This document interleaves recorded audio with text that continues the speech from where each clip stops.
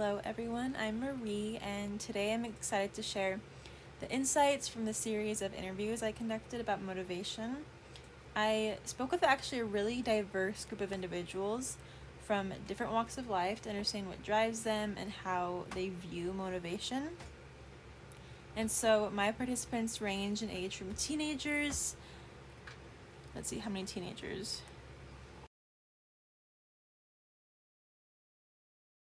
4 teenagers.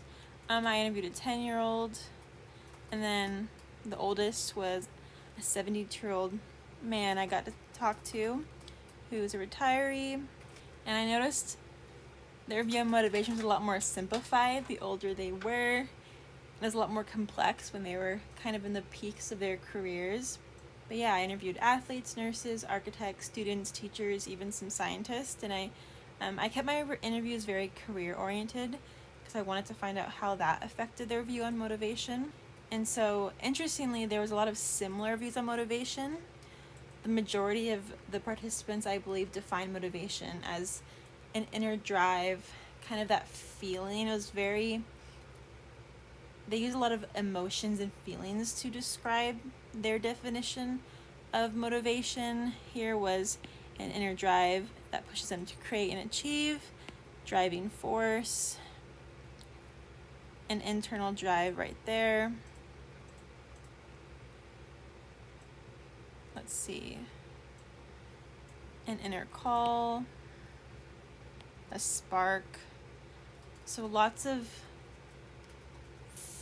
emotion-oriented vocabulary, I think, that they use to describe this definition.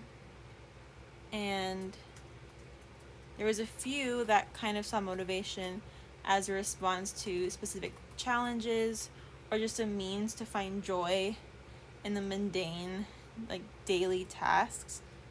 I can show you some of those.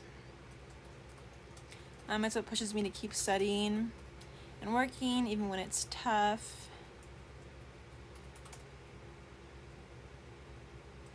This one said it's what gets them through the work week. It's what pushes you to do well at your job. And I had recorded my conversations and then I typed out what they said word for word. I had a unique response from a teenager who was motivated by the prospect of going viral on social media. Here it is. So this was a 16-year-old girl, if I remember, and she was motivated by going viral on TikTok, getting good grades, and her friends, which is very common, I feel like, for teenagers. I think times of lacking motivation were also shared, and I think a commonality among many, regardless of age, was the impact of external changes. There was a lot about the pandemic or shifts in their work environment, especially for teachers or students. So when everything was online, school was a bunch of Zoom calls and I couldn't focus, miss hanging out in person. When everything was virtual during the pandemic. And I spoke to those 3 people together, and so I think they all agreed with each other that it was about the pandemic, and then it's actually a common theme in lack of motivation and the conversation around that. And then also the disruption of routine seemed to be a universal demotivator. But for me, interviewing these people, it was really an interesting experience. I initially felt a bit nervous, and I was wondering how open they'd be about, I feel like, such a personal topic. But as the conversations unfolded, I was actually surprised by their honesty and the variety in their experiences.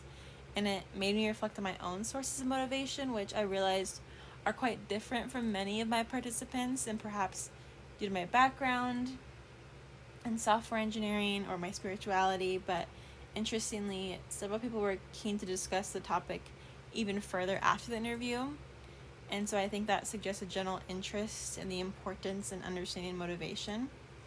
So to conclude, this assignment has been really eye-opening and really reinforced the idea that motivation is deeply personal and can vary significantly based on individual experiences and life stages. And that's all I have, but thank you for watching.